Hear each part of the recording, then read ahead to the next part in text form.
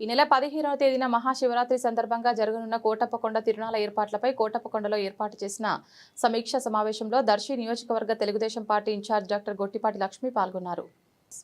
ఈ సమావేశానికి రాష్ట్ర దేవాదాయ శాఖ మంత్రి, ప్రకాశం జిల్లా ఇన్ఛార్జ్ మంత్రి ఆనం రామనారాయణ రెడ్డి, పల్నాడు జిల్లా ఇన్ఛార్జ్ మంత్రి గొట్టిపాటి రవికుమార్, ప్రభుత్వ చీఫ్ విప్ జీవి ఆంజనేయులు, ఎమ్మెల్యే పత్తిపాటి పుల్లారావు తదితరులు హాజరయ్యారు.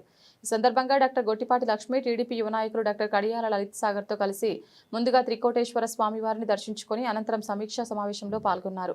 సమావేశంలో సంబంధిత శాఖల అధికారులు కూడా పాల్గొన్నారు. సమీక్షా సమావేశంలో మంత్రులు, ప్రజాప్రతినిధులు మాట్లాడుతూ తిరునాళ్ల సందర్భంగా తరలివచ్చే వేలాది మంది భక్తులకు ఎలాంటి అసౌకర్యాలు కలగకుండా అన్ని శాఖల సమన్వయంతో పనిచేయాలని సూచించారు.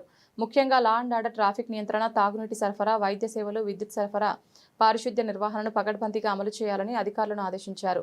భక్తుల భద్రతా సౌకర్యాలే ప్రభుత్వ ప్రథమ లక్ష్యమని స్పష్టం చేస్తూ తిరునాళ్ల నిర్వహణలో ఎలాంటి లోపాలు తలెత్తకుండా ముందస్తు చర్యలు తీసుకోవాలని అధికారులకు దిశానిర్దేశం చేశారు.